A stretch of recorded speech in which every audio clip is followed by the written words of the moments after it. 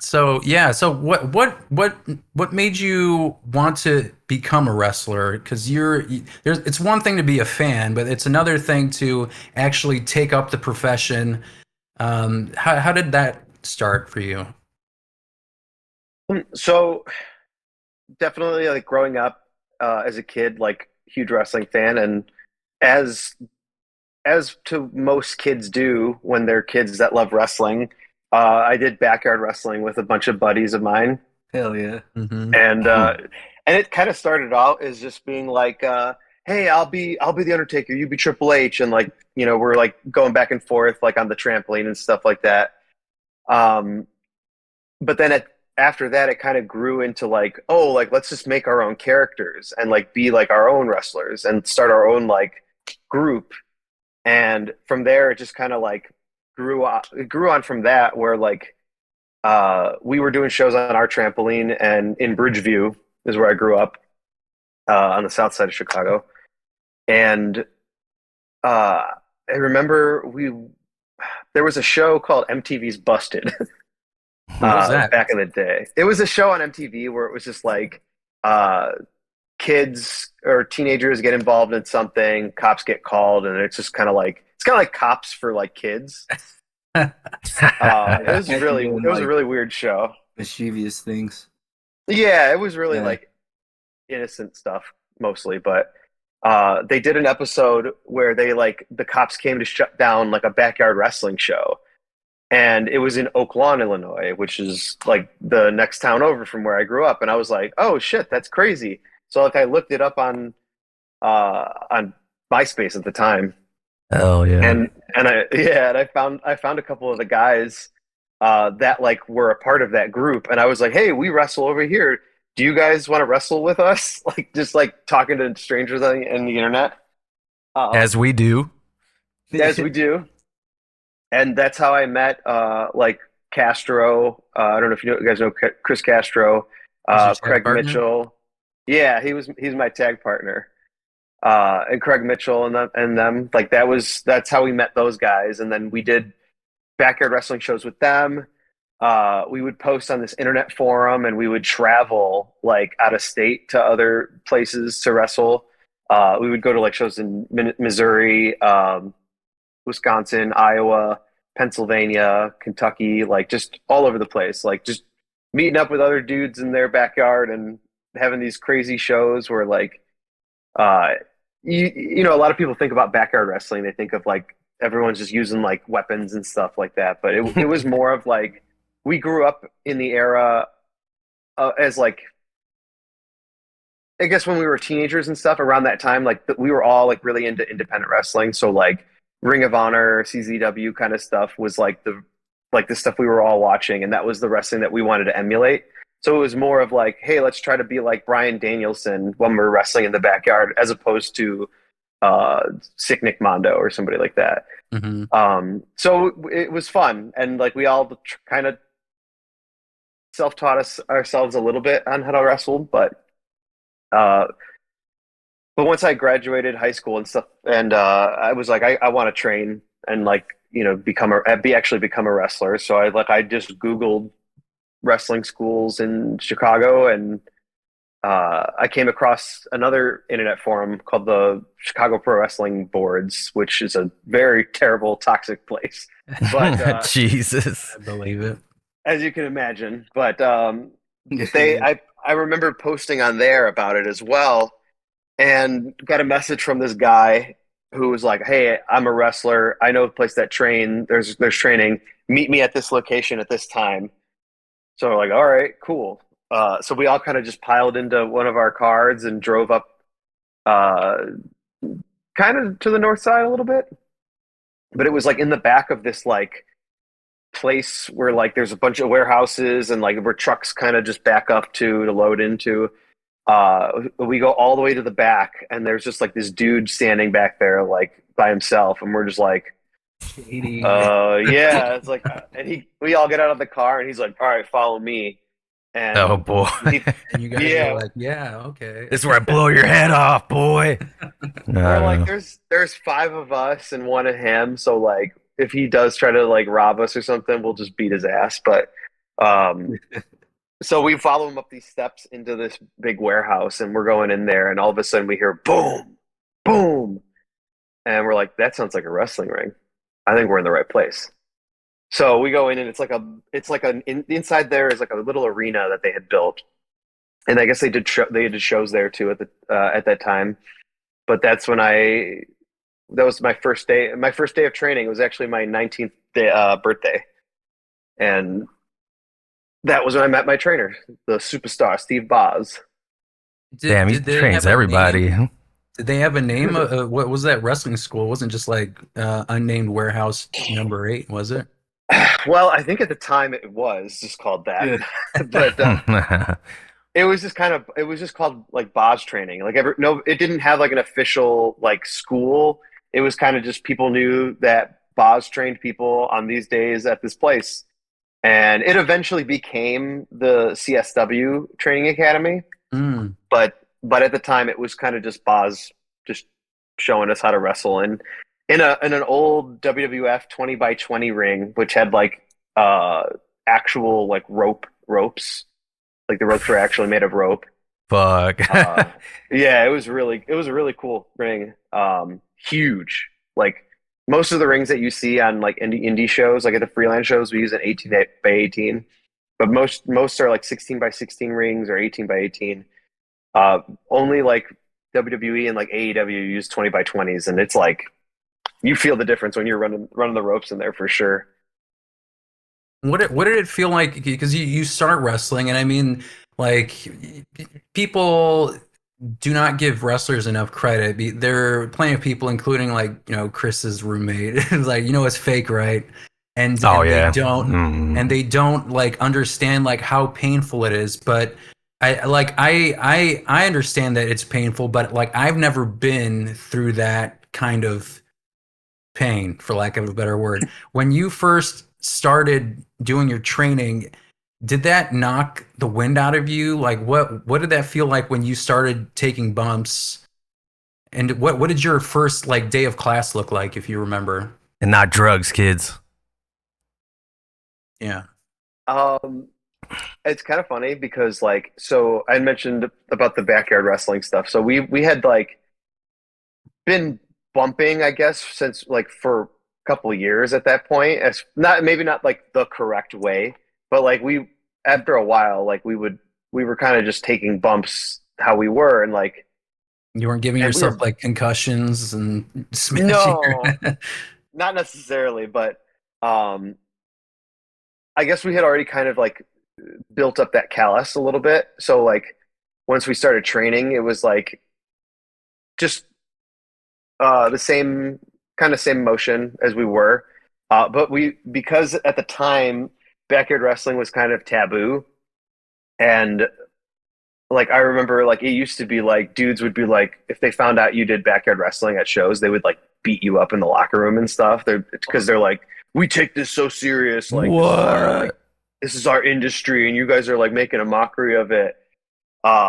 So we kind of just were like everybody was like, don't tell anybody anything, and we like dumbed ourselves down a little bit. Like when we first started, we're like, "Is this how you run the ropes?" Like doing it like wrong. And then like after like a week or two, we just started doing it normal again. And then like our trainer was just like, "Wow, you guys catch on real quick." Like we were like, yeah. And again, like not that we were like we like knew how to wrestle already or anything like that, but like just like the basics as far as like taking a bump or running the ropes, like we've kind of already had a pretty good grasp on that. hmm And so it was once we started like learning how to wrestle as far as like putting a match together and like um psychology as far as like what things you do in the ring and why you do it and where you do it. That was like, oh shit, because even before like when we met Craig and all them and Castro, uh we used to just like wrestle and like not call anything. We would just do because me and like one of my other buddies came up doing like amateur wrestling in high school. So we were like already like, doing like wrestling already. So we kind of would just like grab each other and like I would hook him for a suplex and he would just know that I was giving him a suplex and I would just give him a suplex. And they were like watching us wrestle and they were just like, did you guys just not call anything? And we're like, no, call. What do you mean call? Like, what is calling a match? Like, and they were just like, holy shit, you guys are like gonna hurt each other, just like tossing each other around like that. Just gonna put your fucking head through this thing. Before we get too Yeah. far though, what was your first proper gimmick? Was it always Purple Poppy, or were you like, okay, this is my gimmick, and then you ran that for a bit? Um, I'll be honest, like I've never really had a gimmick. Even now, I would say like I don't really like. But currently, I'm just like I tell people I'm like I'm a guy that likes the color purple, I guess. I mean, that's a gimmick, I Um, guess, right? but like even starting out, like I was just Matt Knicks, you know. I guess kind of like my gimmick was because this was like right around the time that Twitter first like launched, and 11. this was like when Zack Ryder was doing like the Z True Ice whatever his The Long YouTube show. Island Story. Yeah, that's what it was. And he was like doing the like me on Facebook, follow me on Twitter, subscribe on YouTube. Like he would do the whole spiel. And so I was like, oh, I'm gonna do this as like my bit. And like I actually got a T-shirt made at 1 Hour Tees before I worked there. Um, and it was just like it said follow me on Twitter, and then it had like the Twitter logo, and on the back it was the QR code that went to my Twitter page. And I was just follow me on Twitter, Matt Knicks, and that was just like my gimmick. It was I was just trying to get everyone to follow me on Twitter.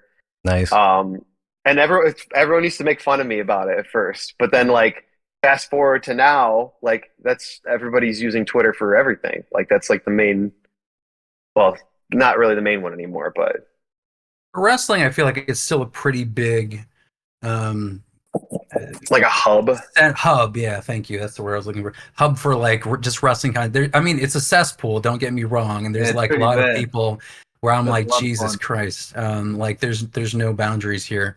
But yeah, definitely like because like even WWE is like, oh, we have speed now. Like they feel like there's this kind of community of wrestling on X. So for me, for the longest time, I thought I don't know why, and this is like I guess just my assumption because I just always assumed purple is Prince. So that's why I thought you picked purple because maybe you like Prince, but I that's not definitely what it like was, right? Prince. You do, but is that's not why you picked purple, right? Um, no, so the whole thing kind of started with so like I had like a specific pair of gear that I was wearing at the time that I liked, but it was black and white. Um, and one of my buddies always had purple. He had purple tights at the time, and I was like, man, like I love the color purple. I was like, I want to get purple gear made. I was like, at the time, I was wearing the black and white, and before that, all my gear was basically like maroon, had like maroon and gold. Uh, those were just like my high school's colors. So like I was just kind of like going off of the amateur wrestling kind of gimmick. Hmm. Not even gimmick, just like the presentation. I was more of just like a shooter than a wrestler. Um, and so I was like, oh, so I got that black and white gear made the exact same gear but purple and black. And I had found at a thrift store a couple years before that just this like purple jacket with like a floral design on it, and I was just like, wow, this jacket is so ugly. This would make a perfect ring jacket, and I'm like, I don't think I would need it at the time, but I was like, I'm gonna buy this, and I was like, at some point I will, because I just collect things as far as like things that I'm like I could use this as wrestling gear at some point. Because for better or for worse, if it doesn't work for me, if somebody, is like, oh, hey, I'm looking for something like this, and I'm like, I usually just have it because I just collect all this stupid, these garments. But so I had the purple jacket, and I started wearing the jacket with the purple gear, and I started doing like stuff with the jacket as far as like part of my gimmick, where I was like, oh, this fucking jacket gives me like special powers. Um, and I kind of went with it, like I was like with Prince because I was like I love Prince. I was like, you know what, like the lore behind it was we were coming back from Minnesota on a trip one time, and it was real misty and hazy out, and there was just like, for some reason, this is a true story, the whole sky was just lit up purple, Damn. and like just bright purple, and we were like, what the fuck is that? Like, how is the sky that purple? Like it. I was like, there's Aliens. got to be something going. Yeah, there's like, it's got to be aliens or something. And as we got closer on the highway, we realized it was like at a rest stop or like a gas station. There was a gas station sign that had like a purple sign.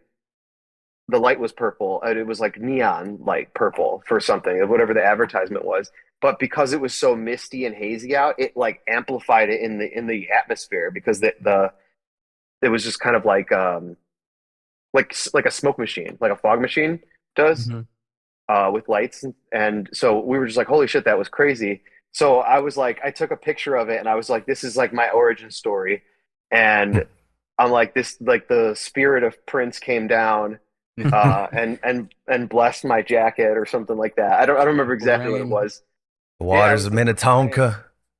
Damn, that's crazy. And I would put the jacket on, and it would just be like, it'd be like some shit where like the guys would be like tossing me around or whatever, and I would put the jacket on and be like, hold on. I'd put it on and just be like, Hulking like up. it would start charging me up, and then I would just like, whoa, hip tossing them, like giving them arm drags and shit. Um, and then it just kind of grew from there, and I was like a, it became kind of like a Prince ripoff, kind of like a Prince ripoff, but also like Corey Feldman, just being like really weird. And at this point, it's kind of just, since I don't wrestle as frequently, I'm kind of just like, I'm just the purple poppy now, because one of my trainers called me that one day, and then it kind of just stuck.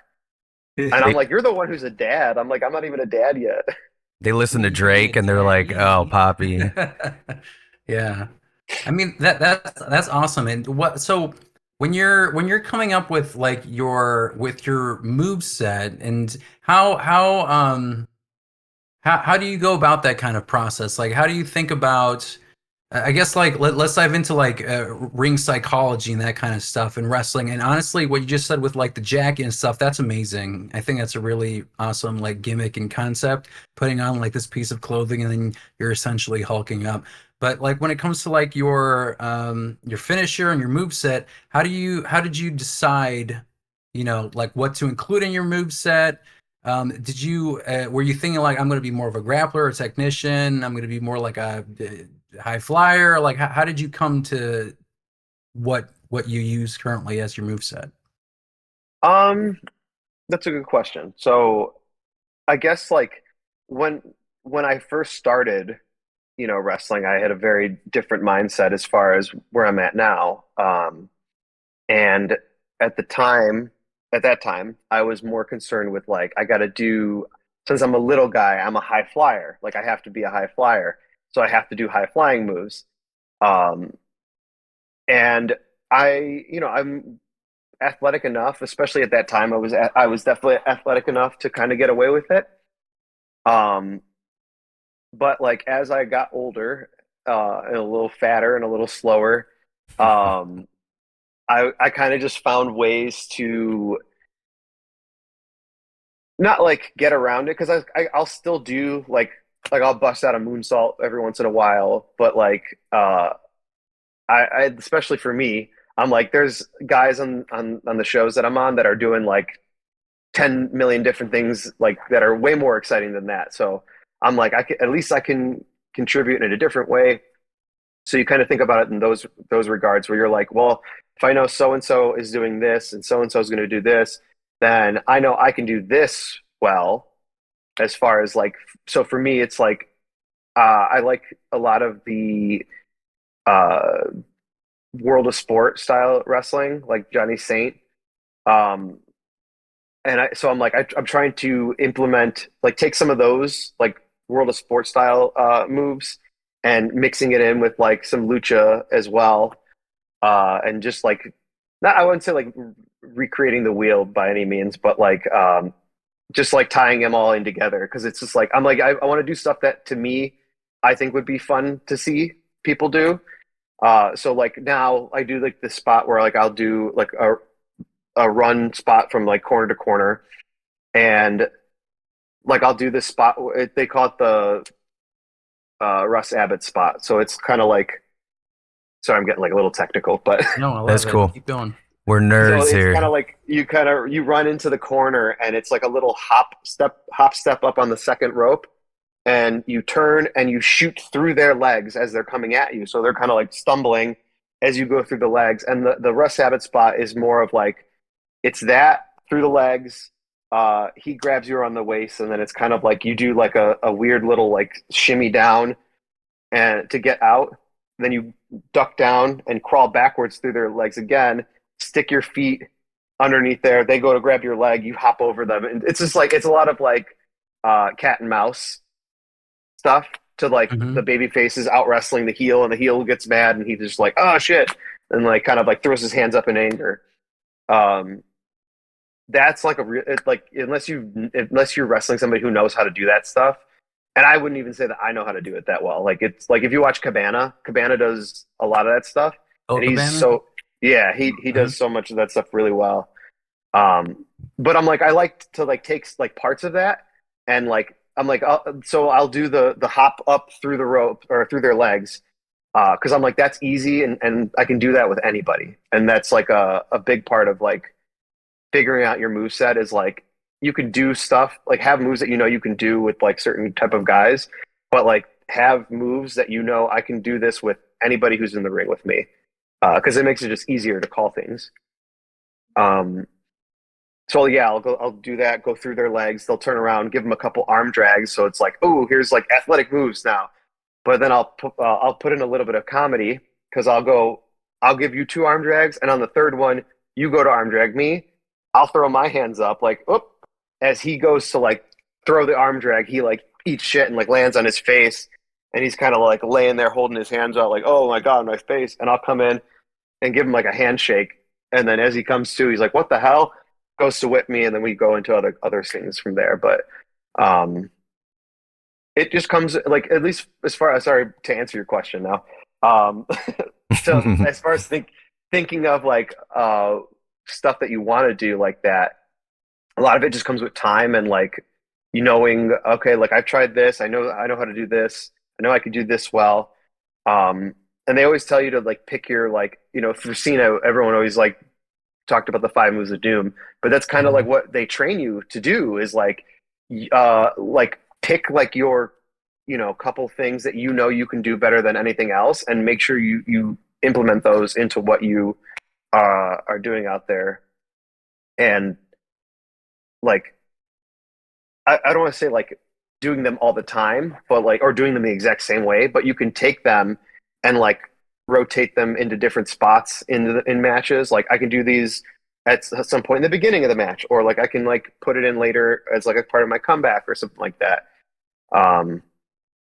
It's like, it's really kind of just finding what you're comfortable with and just taking that and then growing off of it, and then having like different beginnings and endings onto certain spots that you do. Were you?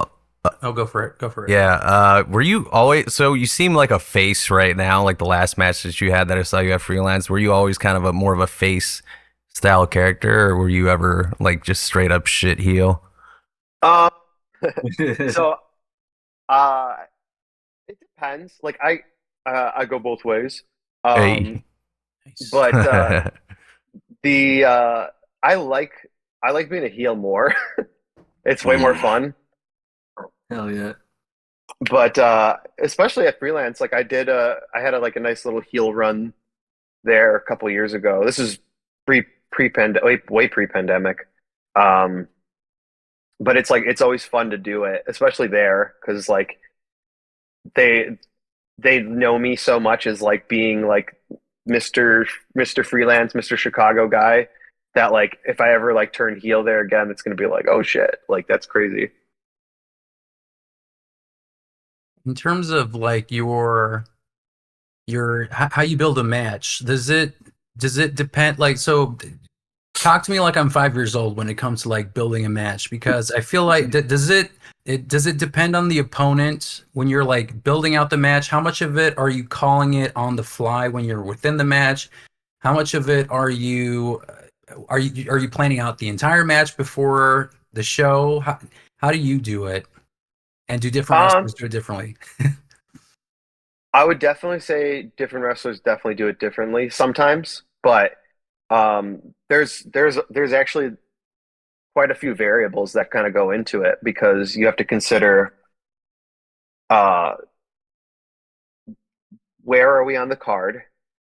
Like, are we the opener? Are we, right before intermission?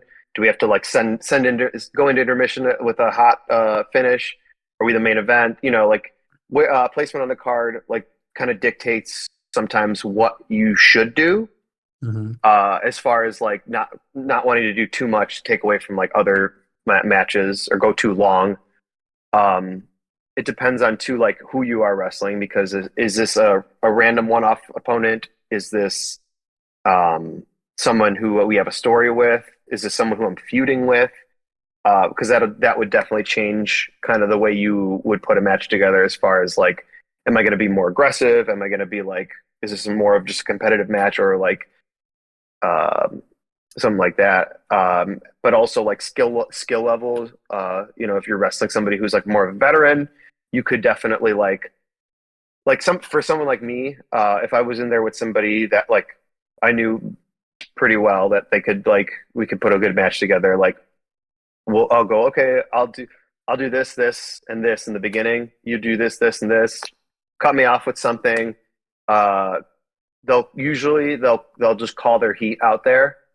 Um, and so as far as like if I'm just like I'll know what they're cutting me off with for the cutoff, and then from there I'm just like as they come and hit me, oh shit, I'll sell to like where random other spots. Like sometimes they'll be like at some point sell to the corner, and I'll do this, and this with you, and I'll be like cool.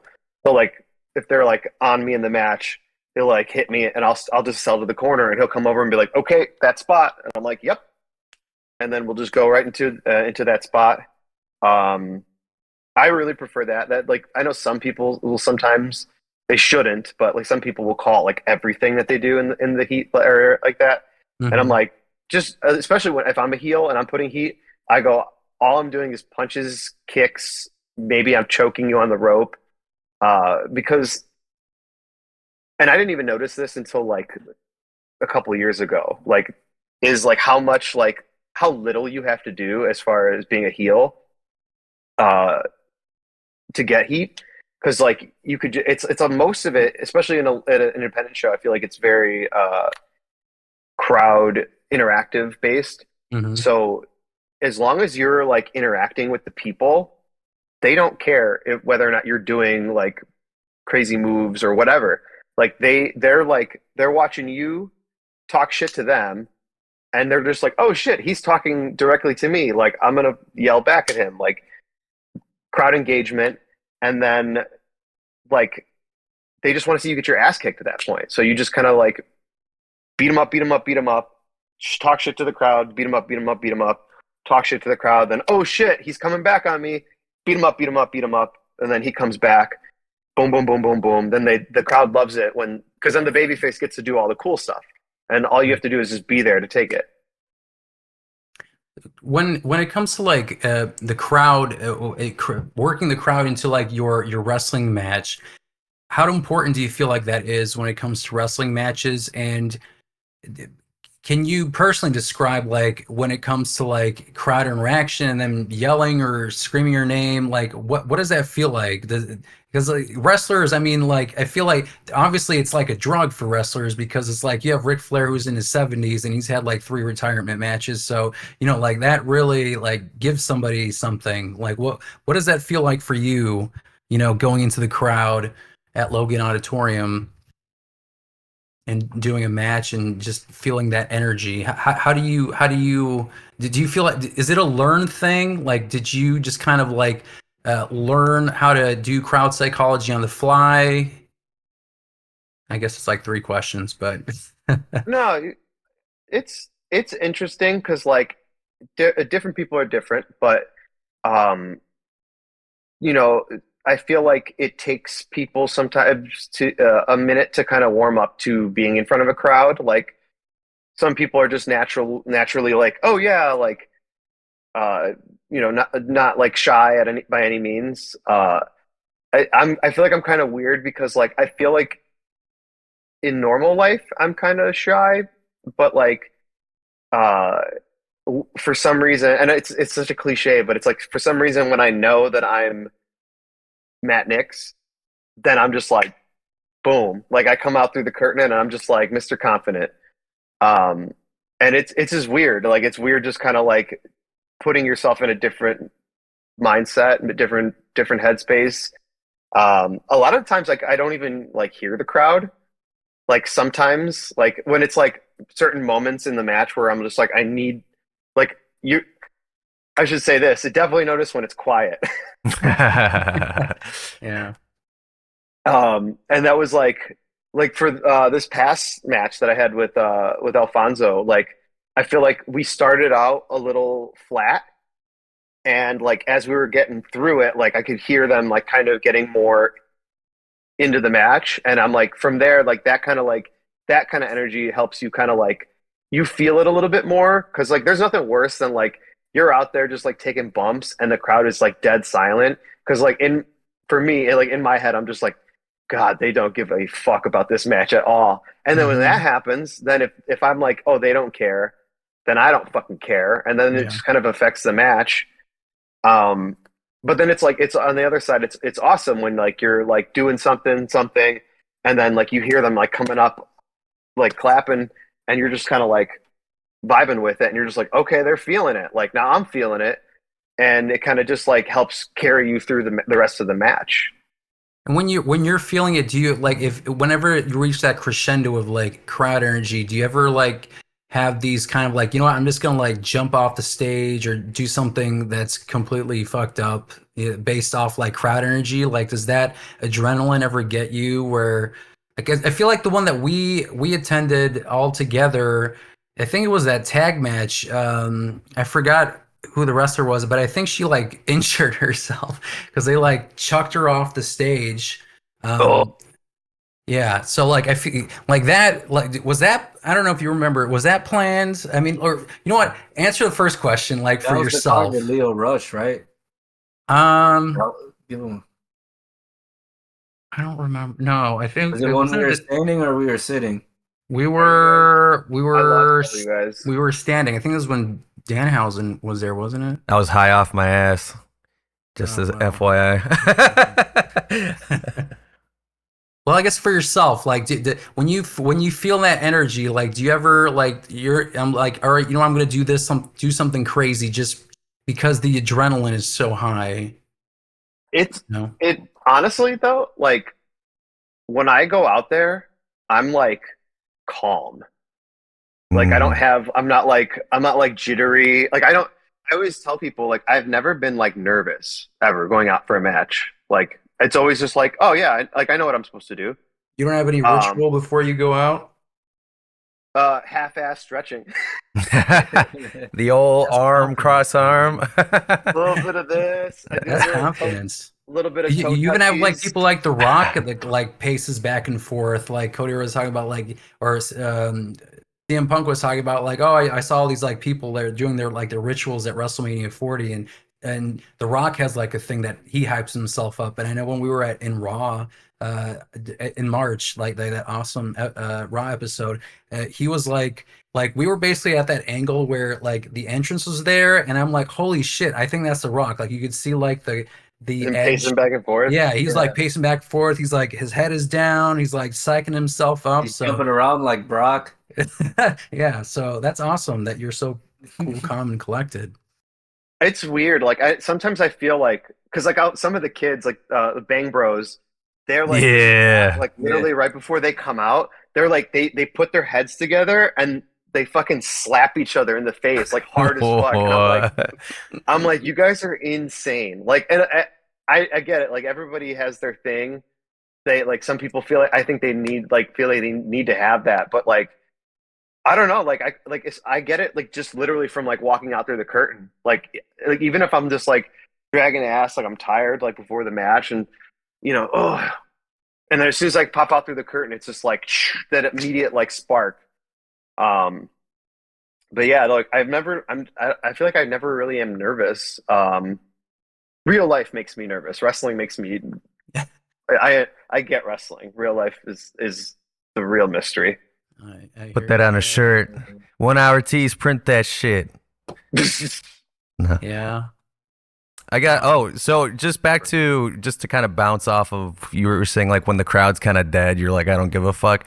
I mean, do you no sell? Do you just kind of like just go through the motions and it's like super obvious? Like take a bump and you just get up or like whatever, or how's that kind of look in like a pretty dead air match if that ever has happened?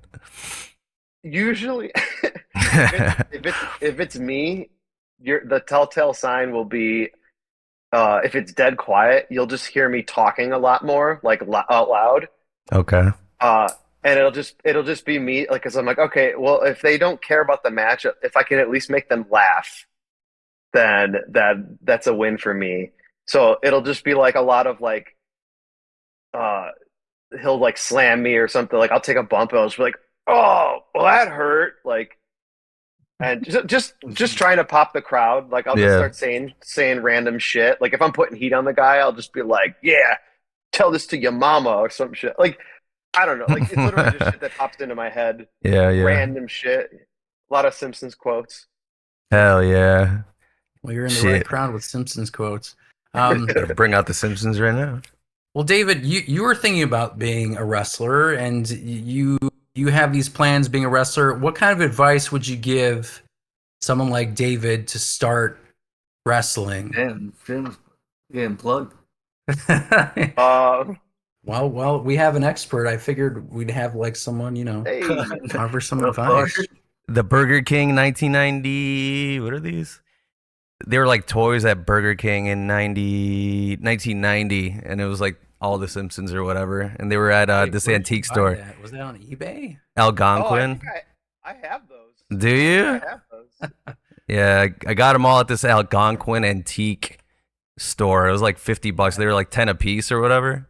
So 1, 2, 3, Dang. 4. Yeah, $50, but worth it. I've seen some things. Yeah. No.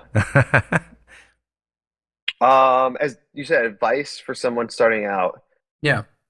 Um, so the first thing that I would say is it is hard, but not impossible. Um, it's like you don't necessarily have to have a physical fitness background or something like that, or an athletic background to kind of just like jump into it. But it is definitely recommended to, have some sort of regimen that you do. Um, I guess like don't get scared away by it because it's a lot of like conditioning and stuff early on. Hmm. But also just listen.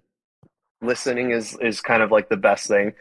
It's very easy to get heat in wrestling, and literally just from talking too much sometimes.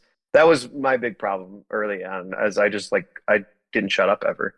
So like I just pissed a lot of people off all the time. Which is funny now because now they're all like, hey, like they'll hit me up and be like, hey, remember when everyone hated you and now like you run freelance? And I'm like, yeah, it's funny. But yeah, just like they always say, like ears or mouth closed, ears open is Yeah. the best way to learn and get better too. Because like a lot of times it'll just be like hang out at a show and like you're just talking to somebody or like somebody like a veteran or somebody might just be like, oh, you know why he did that is because this and this, and it's just like sometimes it's the things that you just get offhanded like that are like a lot of the biggest learning experiences. I feel that. That's good stuff. What about so you mentioned like heat and what do you think of like cheap heat like in insulting people's cities? Do you feel like that's like a valid thing, or do you kind of like frown upon like the easy stuff to like piss people off? Oh no, I love cheap heat. I love it because it's like if you're doing it almost satirically, where it's like okay, I get what he's doing here. Like it's like a bit almost, but like the cheap heat where it's just like, calling women fat, I think is like, ugh, like you don't really have to do that. Right. Or like swearing at the crowd. I'm also like, which is funny because like our shows, like, people say whatever the heck they want, but like, Sure do. That one guy, I don't know who the hell he was, but he was like yelling at y'all all night. He's probably a regular guy that shows up. I don't know. yeah. Oh, the guy in the front row. Yeah, yeah, Yeah. yeah. Yeah, Gauges, no, I I know think. him. Yeah, Mm-hmm. he definitely likes to talk his shit. Um, I was yelling back and I was like, "Whose side are you on?" Right. But yeah, like we'll always tell the guys like, don't like, obviously, don't use any like racist or homophobic like rhetoric on the mic, but like, you don't have to like, drop the F bomb every other word either. Like, Hmm. I feel like that's just like, it's like, be a little bit like more professional, you know? Yeah. I mean, I hear that. Like, I feel like like things with like for me, like personally, like when it comes to like AEW or people like who bleed too much or swear too much, like it kind of loses its luster a little bit if you keep using it. If it's Yeah. occasional, I feel like that makes it more special. And one thing about freelance that I do like is that you guys are very like open. Like I'm gay, I have a fiance, so like the environment that you kind of created in freelance wrestling has been very like my first impression was like, wow, that's a pride flag, that's awesome at the entrance. So just letting you know that that's what you're doing is amazing. But we keep talking about freelance, but I guess I kind of want to get into the start of freelance and how did you get into it? Because you have the promotion and then you have the academy. Did they start around the same time, or which one started first?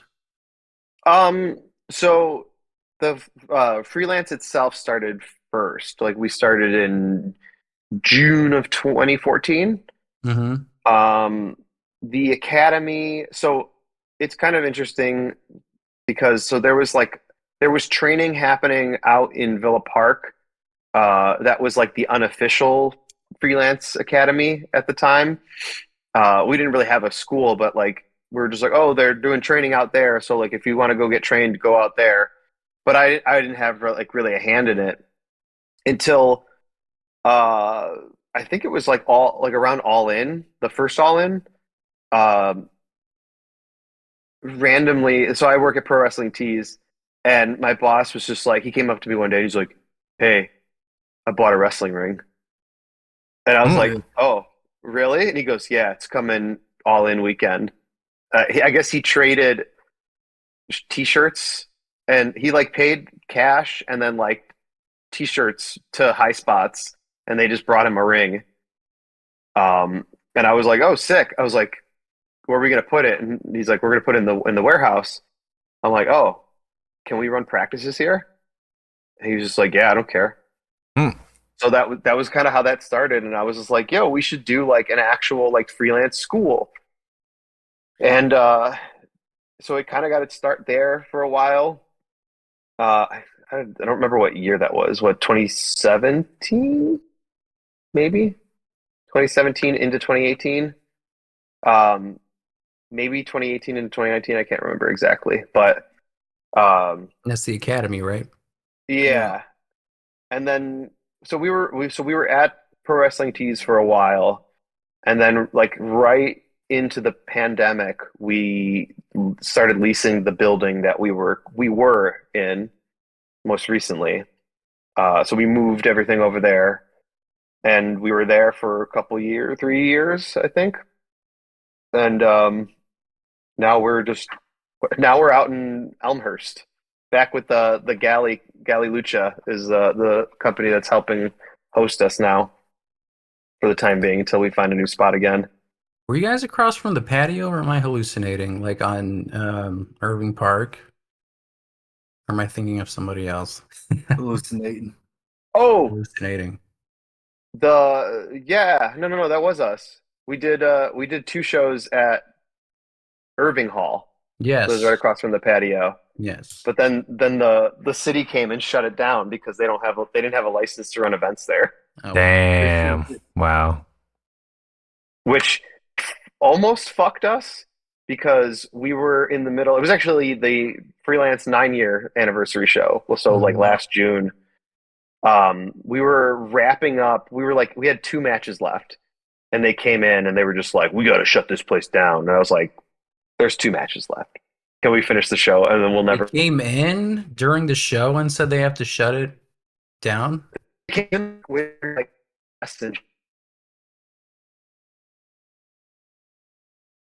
Uh-oh, I think you cut off. I think you're good now, but you cut off for a brief second. So yeah, so it almost fucked us. But the problem is that the venue got shut down that night, and the following night, AAW was supposed to be running a show there, so they definitely got fucked. Damn.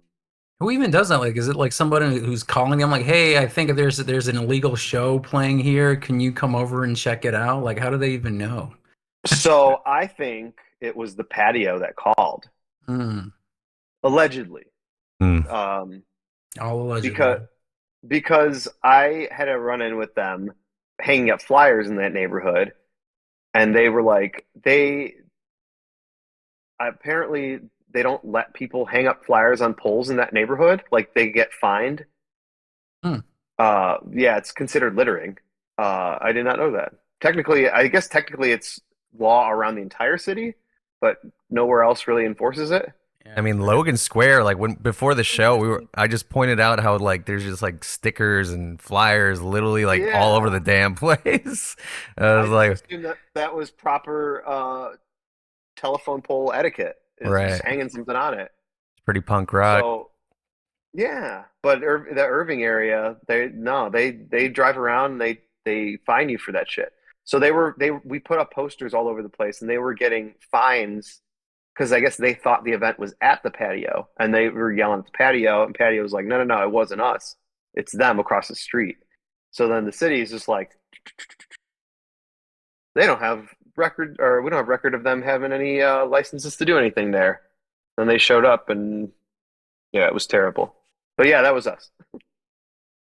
How long have you been at Logan Auditorium as the promotion Freelance Wrestling? Have you guys been there the entire 10 years? No. No, we started out, we were running shows out of the Abbey Pub, like Grace and Elston. It is not open anymore. We were there until they had a fire. They were famously featured on the show Bar Rescue, the first season. Oh, wow. Time to look and so we ran our first year there, and then once that place burned down, we moved over to Bottom Lounge, and we were doing shows out of the Bottom Lounge for a while, and then for a short period of time we did a couple shows at the Chop Shop, but when we were at Bottom Lounge, Logan actually reached out to us, and they were like, "Hey, we would love to have you guys run shows here," and I was like, "Okay, cool." And at the time, AAW was running shows there, and it was kind of like their venue. And we kind of just like came in and took it over. Yoink. on accident. Like, not accident, but like they invited us in, and then we just were like, "Hey, we're going to run all of our shows here." And they were only running like 2 a year. But then, yeah, we were there for the whole time until... Well, the reason we had to run at Irving Hall was because, so the same owner owns Logan Square and Irving Hall, and they were hosting that Star Wars burlesque show that was supposed to have like a residency there like last year, but then that ended up getting fucked up, and so we ended up coming back to Logan. We did a couple shows at Avondale Music Hall too last year. It was okay.